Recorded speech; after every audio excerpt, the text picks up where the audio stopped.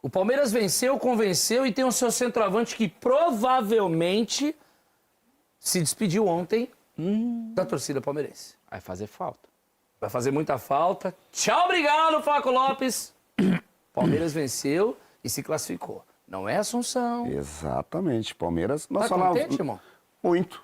Nós falávamos aqui ontem que o Palmeiras iria ganhar o Souza. Falou, no mínimo 3-4. Nós falávamos Eu isso. falei 3-1, quase O acertei. Souza meteu falar com uns 4. Mas vai ser uns 4. difícil, vai ser uns 4. 4.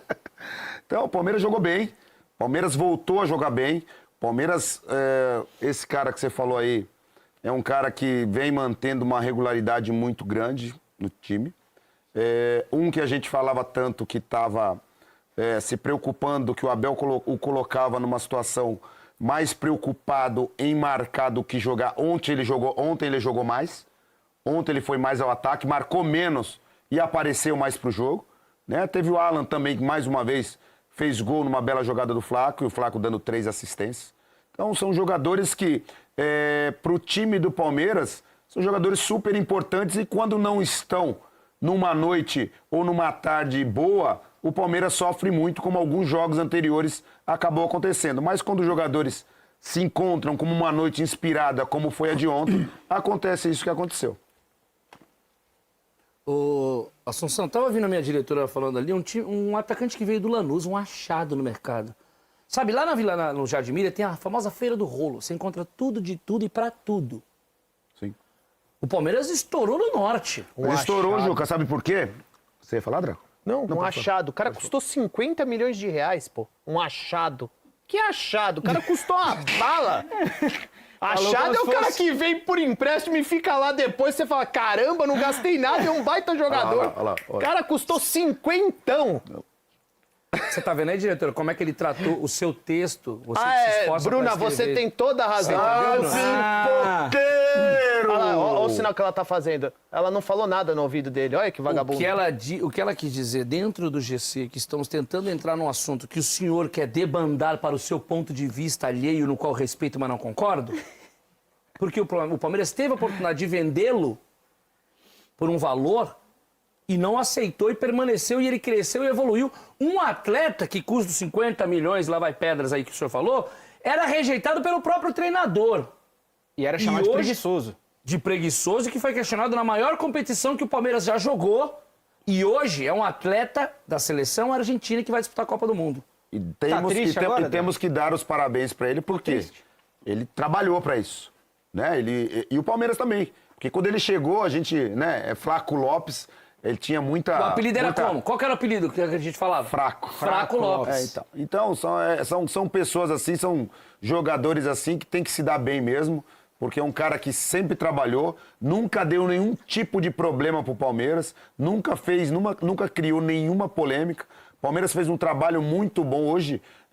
O Flaco, quando chegou, a gente viu os zagueiros batendo e ele caindo. Hoje os zagueiros batem e ele segura, ele dribla, ele faz jogadas, ele sai da área, ele dá assistência, ele faz gols. Então um jogador, um atacante completo que com a sua saída, o Palmeiras vai ter que ir ao mercado novamente para buscar outro jogador, porque senão Vitor Roque vai chegar e quem será não só a dupla ou mesmo o reserva do Vitor Roque? E não é só ele que pode ir embora, não.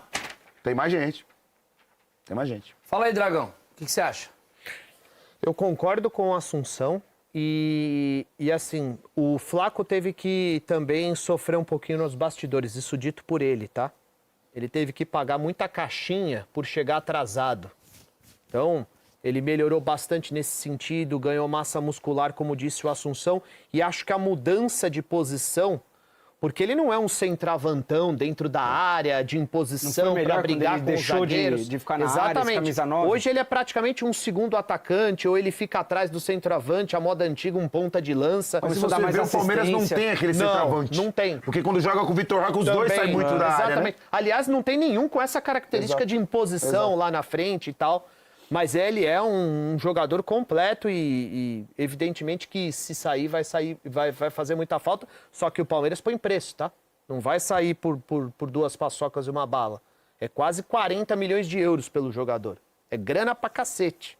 E ele veio por 50 milhões de reais? Ele veio por 50 milhões de reais. Vixe, então super Bastante valorizado. Ó, é o dinheiro. seguinte, Dinheiro de pinga pro Palmeiras. Deixa eu só passar uma informação para você. A gente falou tanto sobre meta orçamentária no São Paulo, que precisa vender jogador, Corinthians, porque estão mal financeiramente. A gente está falando sobre uma possível saída do principal jogador do Palmeiras. O Palmeiras também tem meta orçamentária para bater em vendas de jogadores. Opa! 400 milhões de reais. Qual a diferença? É que o Palmeiras está muito bem financeiramente e está vendendo muito jogador da base por valores altos. Então você vê, o Palmeiras não vai ceder o Flaco Lopes por qualquer coisa. Ou paga o que eles querem ou ele não sai.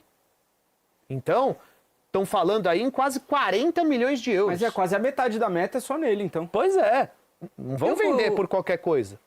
Com esses valores que o Palmeiras também precisa, né, colocar dentro dos seus cofres, o Palmeiras vai ao mercado, então, na possível saída do Flaco Lopes, ou Souza? Você acha que o Palmeiras precisa de um atacante desse nível, com a possível saída do Alan também, ou você acha que dá para segurar com o que tem na casa? Eu acho que precisa de um atleta com o mesmo estilo de jogo do Flaco, né? O Flaco é aquele cara que quando o jogo tá ruim, o Abel usa aquela jogadinha dele, quebra no Flaco, o Flaco dá aquela raspadinha sempre.